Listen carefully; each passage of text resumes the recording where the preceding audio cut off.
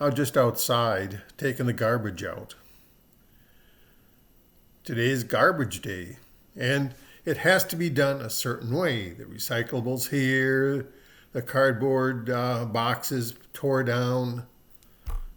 Rules, just more rules. But if we didn't do it that way, it'd be very hard to collect the garbage for the garbage men. So there are rules, and we follow the rules. The Israelites coming out of Egypt after they were freed by Moses and led by Moses, they're wandering, and God realizes that they need some rules. They don't, they were slaves before this. And they had masters who told them this is how you're going to do it, this, all that. So what did they do? But God said, Moses, come to the top of Mount Sinai. Now, Mount Sinai is very tall, and it's got clouds covering it and things like that. So Moses goes up there, and God gives him 2 tablets with 10 commandments on it. It's the first instance of something being downloaded from the cloud. Now, you can pause this video while you stop laughing. Hey, you didn't pause. Come on, that was a good joke. Downloaded from the cloud. Oh well. We'll continue. So God said, these are the basic things, the basic rules you need to follow. And we call them the 10 Commandments. Let me get my Bible. They're guidelines for living together. If we didn't have these, it'd be very tough. I'm going into, Exodus chapter 20, verses 1 to 17. Got my handy Bible.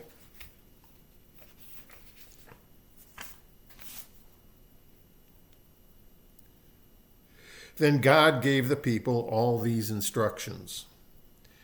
I am the Lord your God, who rescued you from the land of Egypt, the place of your slavery. You must not have any other God before me. You must not make for yourself an idol of any kind, or an image of anything in the heavens, or on the earth, or in the sea. You must not bow down to them, or worship them, for I, the Lord your God, am a jealous God, who will not tolerate your affection for any other gods. I lay the sins of the parents upon their children. The entire family is affected, even children in the 3rd and 4th generation of those who reject me. But I lavish unfailing love for 1,000 generations on those who love me and obey my commands. You must not misuse the name of the Lord your God. The Lord will not let you go unpunished if you misuse his name. Remember to observe the Sabbath day by keeping it holy. You have 6 days each week for your ordinary work, but the 7th day is a Sabbath day of rest dedicated to the Lord your God. On that day, no one in your household may do any work. This includes you, your sons and daughters, your male and female servants, your livestock, and any foreigners living among you. For in 6 days the Lord made the heavens, the earth, the sea, and everything in them, but on the 7th day he rested. That is why the Lord blessed the Sabbath day and set it apart as holy. Honor your father and mother. Then you will live a long, full life in the land the Lord your God is giving you. You must not murder. You must not commit adultery. You must not steal. You must not testify falsely against your neighbor. You must not covet your neighbor's house. You must not covet your neighbor's wife, male or female servant, ox or donkey, or anything else that belongs to your neighbor. Some basic things to follow. I've got a slightly different translation. It's called the Message translation. And again, this is Exodus 20, 1 to 21. God spoke all these words.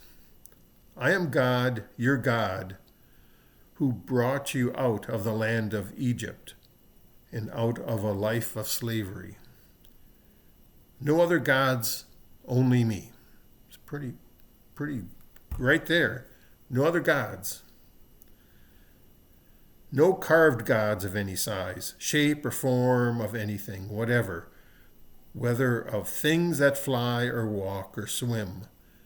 Don't bow down to them and don't serve them, because I am God, your God, and I am a most jealous God, punishing the children for any sins their parents pass on to them, to the third and fourth, yes, even to the fourth generation of those who hate me.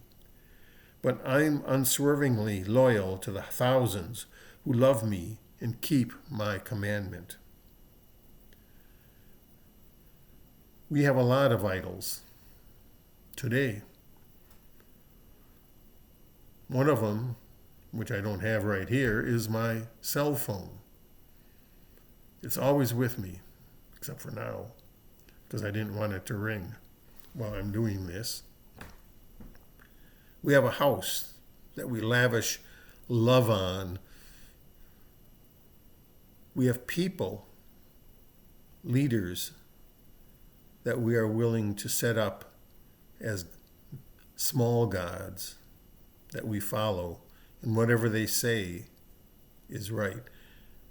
But we just own so much. Those are gods that we have to not have. We have to realize what they are when they become that way. No using the name of God, your God, in curses or silly banter. God won't put up with the irreverent use of his name. Period. Even simple things like, oh God, and or Jesus. Something happens, Jesus. That's forbidden.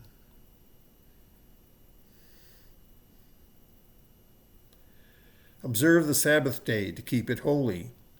Work 6 days and do everything you need to do, but the seventh day is a Sabbath to God, your God.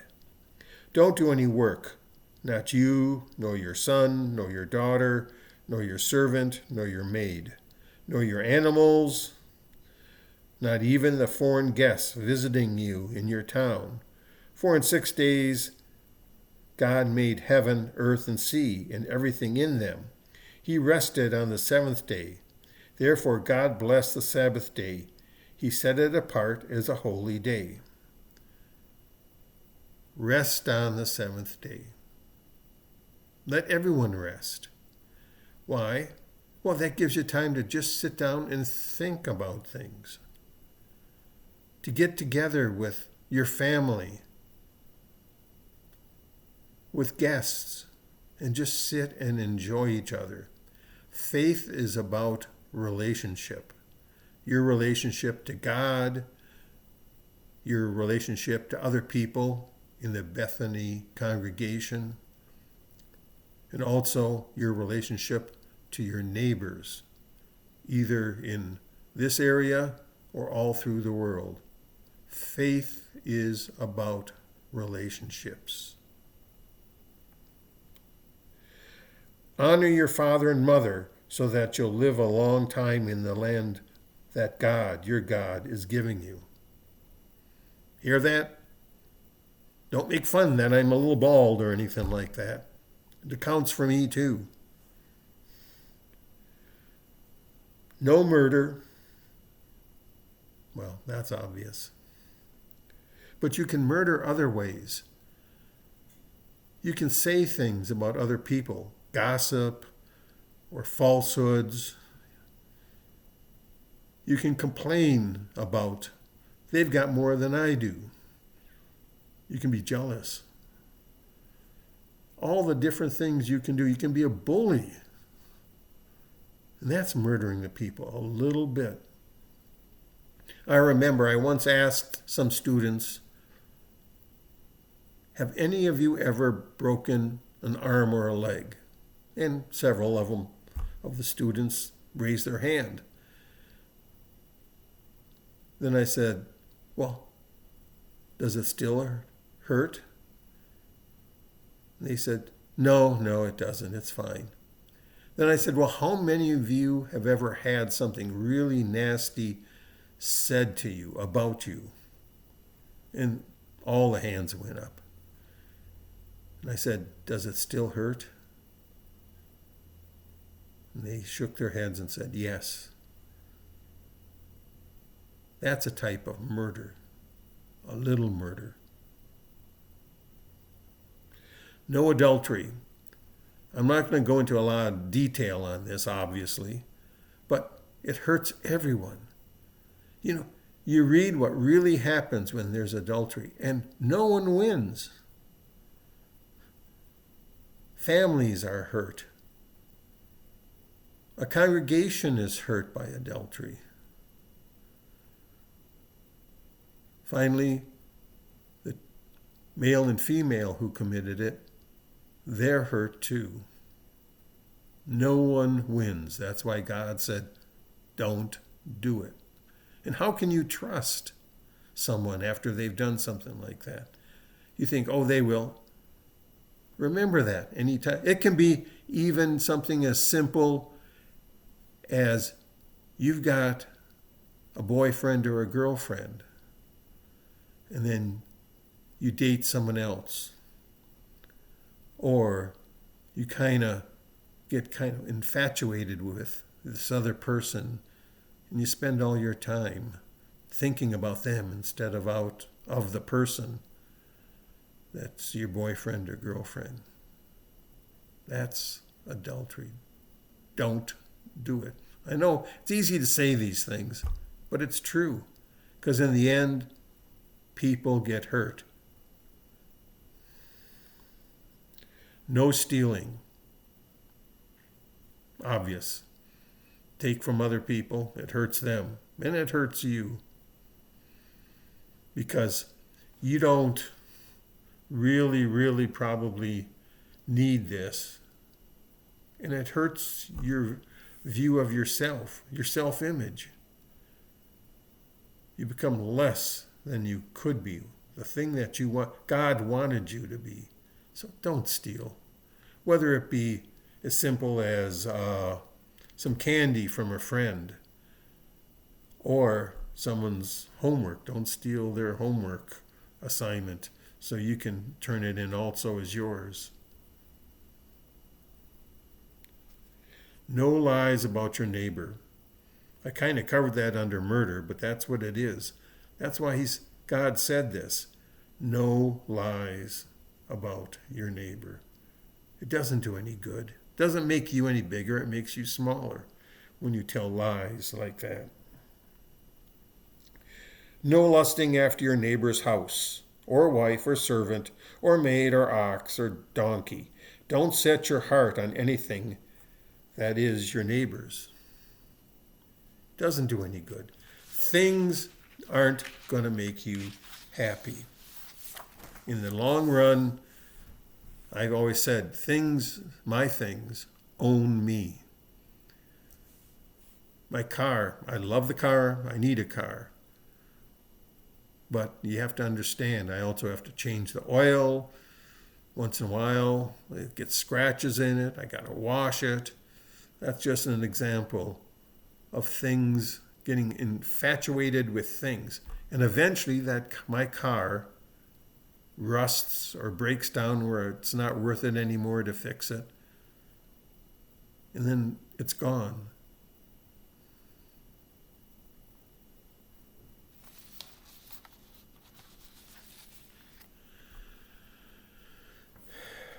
So you can see there's a purpose for these 10 commandments.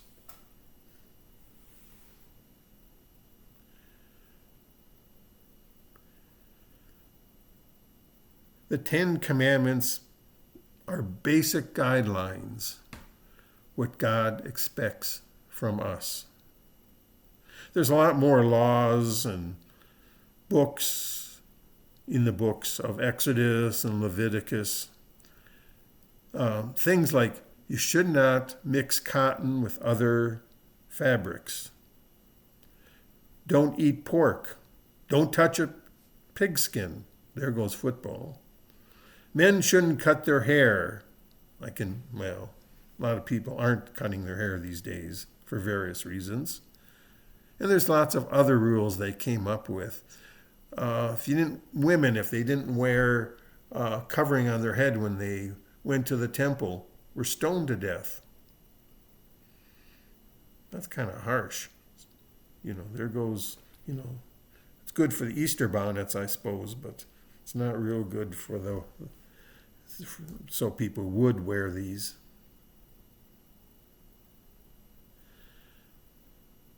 These are about ritual purity, these other things that we read in Exodus and Leviticus. The right way to worship and what society, it just reflects what society was like back then. They seem like these rules are for very different people living in a different time, including the 10 Commandments seem that way. But the commandments give us a way they're valuable because they offer us a way to live in the wild community of the freedom of God. Wait. The commandments give us freedom? No. They're rules. Rules are like boundaries. They hold you in and keep you from getting outside. They're like fences. But you need to see them as a precious gift and not a wagging finger.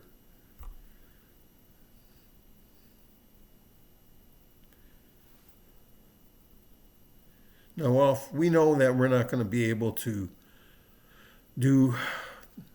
not violate, at least once in a while, these 10 commandments. Some are easier to keep, some are harder, like other gods.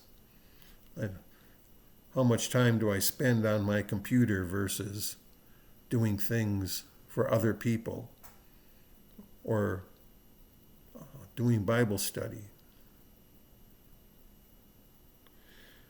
It boils down, or Jesus boiled it down to 2 great commandments. That's found in Matthew 22, 34 to 40. I just happen to have it. Again, this is the Message translation.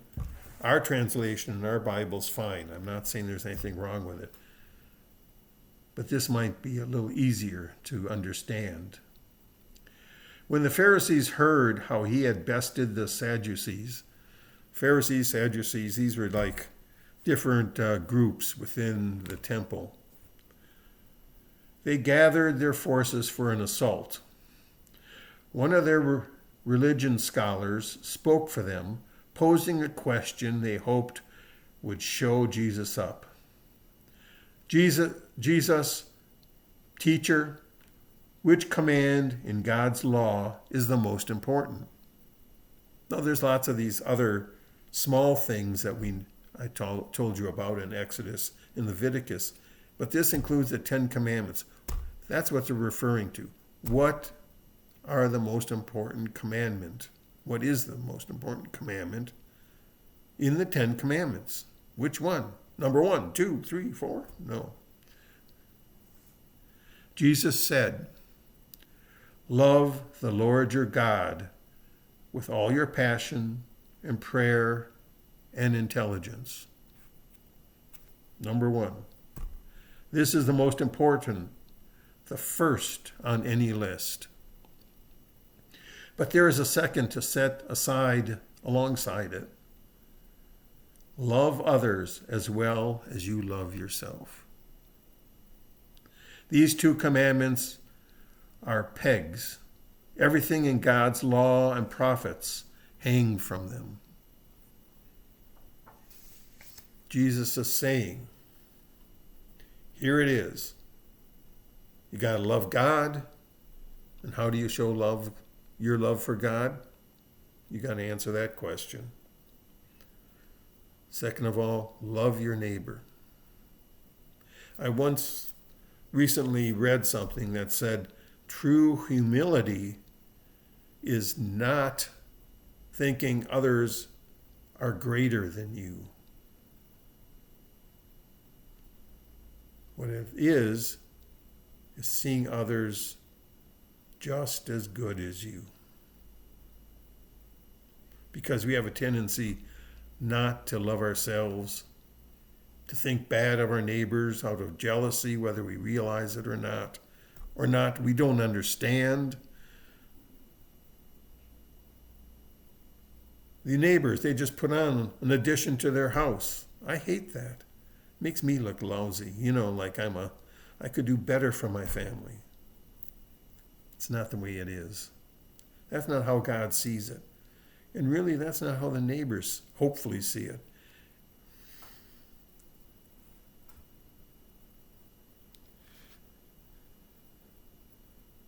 The commandments, when we think about them, show just how far we have wandered from God or neglected our neighbor. That's what they're there for. They're to remind us, to help us. They assist us in our daily life, figuring out what's important and what's not important. And these days we have a lot of choices. More and more. Every year there seems to be more and more choices that we have to make. And that's just like a wave, tidal wave coming down on me, it seems. This 10 commandments show God's love, not his desire to control us completely. If he wanted to control us, we'd be like robots.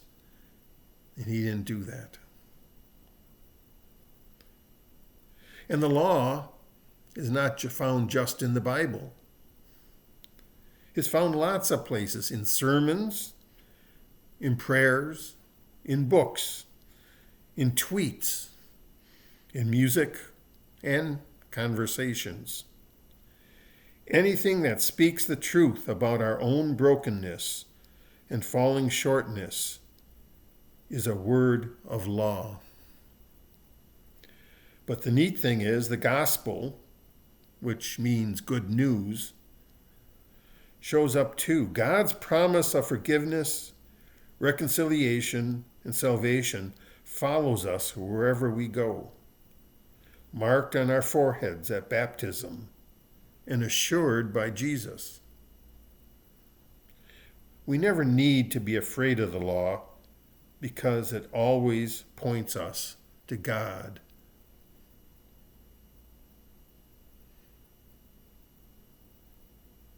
Think about that.